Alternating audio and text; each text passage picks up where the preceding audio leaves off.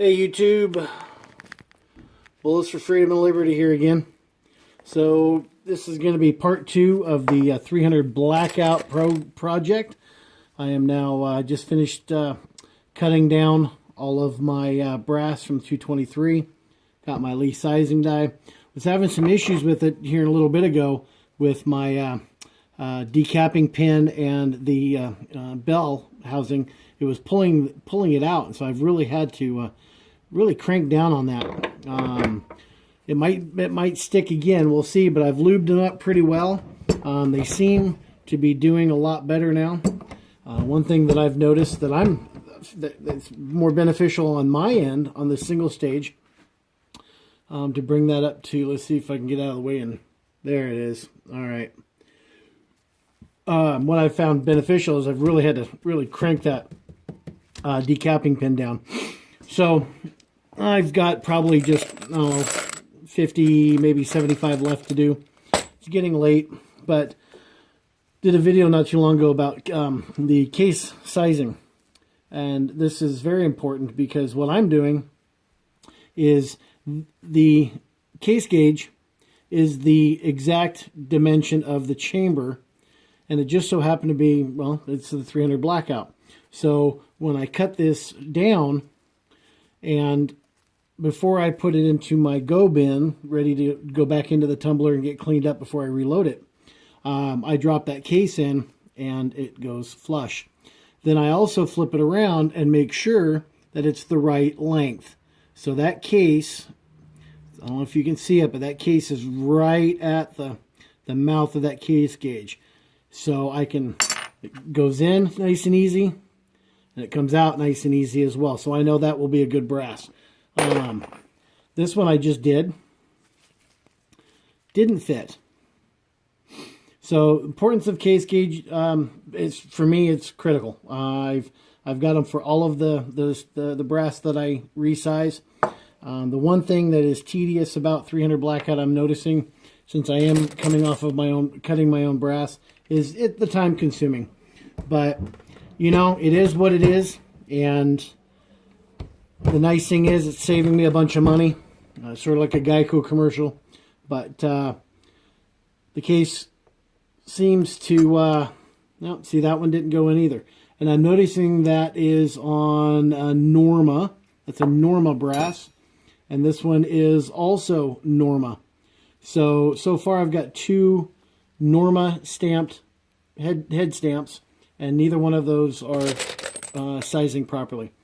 I've also noticed that with the Lee die, I have to use excess amount of lube to get it in there so it doesn't stick. And I also do it twice. I always go up and I turn it about halfway, so I get a nice even resize. Put that in, and that is a nice fit. This is a Federal. It's a Federal case. So again, I double check, rub my finger along the edge there, and nice and flush. So you can see that the inside of the case mouth is clean, trim. It's nice and flat. So that should make a good round. So we'll just do a couple more of this. I'll tell you what, guys, it's very nice to be back out in the peace and quiet of the reloading room. I was hoping that I can get this done sooner so that I can, while these are tumbling, I can get the smelting pot or my casting pot out. And it's a Remington, I'm sorry, that's a Winchester brass. But I was going to cast up some more bullets tonight, but it's just getting late, so I figured I'd just do this part 2, stage 2. Actually, I didn't turn that one. I like to turn them about halfway and push them through the sizer again. I don't know why, but it seems I get really good luck that way. Nice and flush, nice and flush. There you go. And it falls right out, so that's what we want. But I don't know.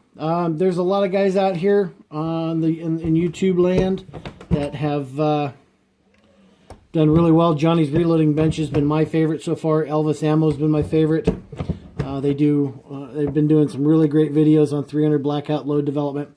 So I'm, over the course of the coming days here, when I get some time, want to really figure out what would be the best. I'm hoping for right around 950 feet per second, subsonic, and then about maybe 16 to 1800 feet per second.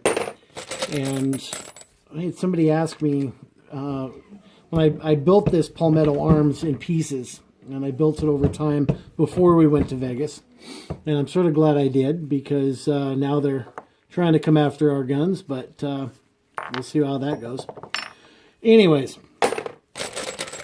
somebody asked, you know, what's my go-to rifle? My assault rifle, my big scary assault rifle. I don't really have one. I do love the AR platform though. Always have. But I like the fact that the parts are interchangeable, except for the barrel and gas tube.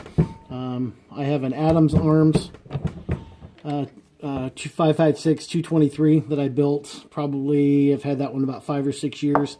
I've got one, well, Mega Arms, used to be Mega Machine, over on the wet side of the state. They really produce some amazing, scary assault weapons now, assault rifles. Would like to get my hands on one of those, and Daniel Defense would be my dream gun. But I like Palmetto Arms because I like I be able to build one to my specifications, how I want to do it. Then with the barrels, I'll be able to take the Johnny's reloading bench idea, and this is what I've done. That's how I found my chamber length. So I took a brass, I cut it just enough to seat a bullet, and let me get a bullet out of here and I'll show you. So in order for me to find the proper length that will fit my barrel, here's a 30 caliber Lee 30 caliber. I size this to 309. This is a 220 grain, and this I sit it just in there, just enough, and I chamber it. I do that 5 times and take an overall measurement, and so I get a good rough average.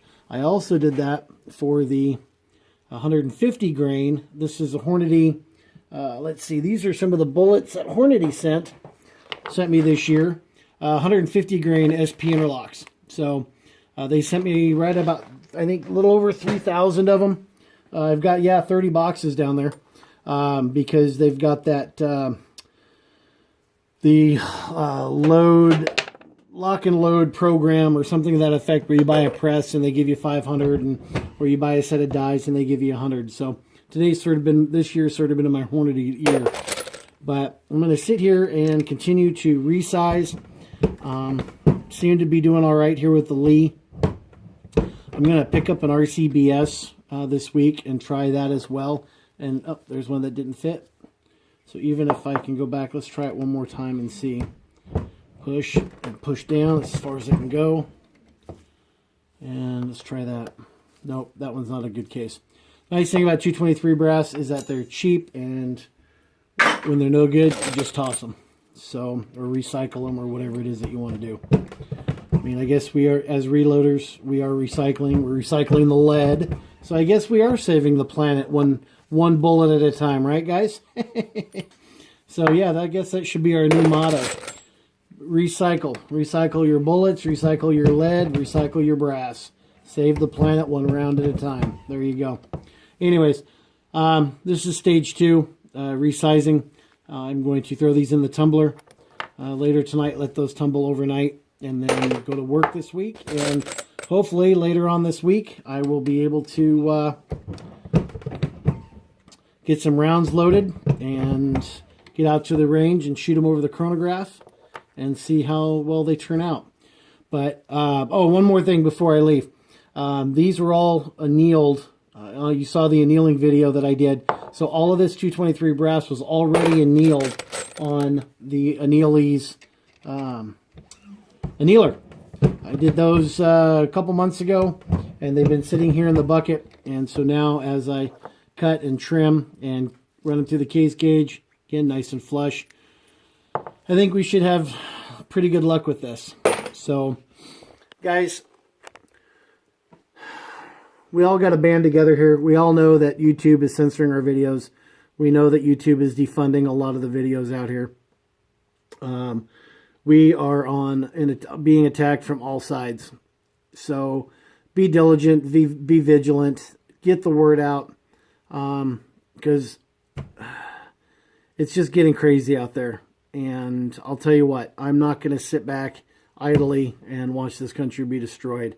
I'm not calling for violence or anything crazy like that, but just be prepared. The left is a violent group. The left is a very, very violent group. And so just be careful out there. Be vigilant, be diligent, and happy reloading. You know, if you got any questions, comments, editorials, I'd love to hear them. If you know anybody that's interested in casting their own bullets, get them involved with the casting and reloading here on YouTube. I know there's a lot of great guys out here. Casting is a great way to do it. It's a little time consuming, but it's a lot of fun. But I hope you enjoy these videos. I'm going to get back to finish these last before I get off to bed. So guys, be safe out there. Don't forget to educate, train, and defend. Just be careful. All right, it's going to get crazy here in the next couple months. So keep your head on a swivel and be safe. God bless.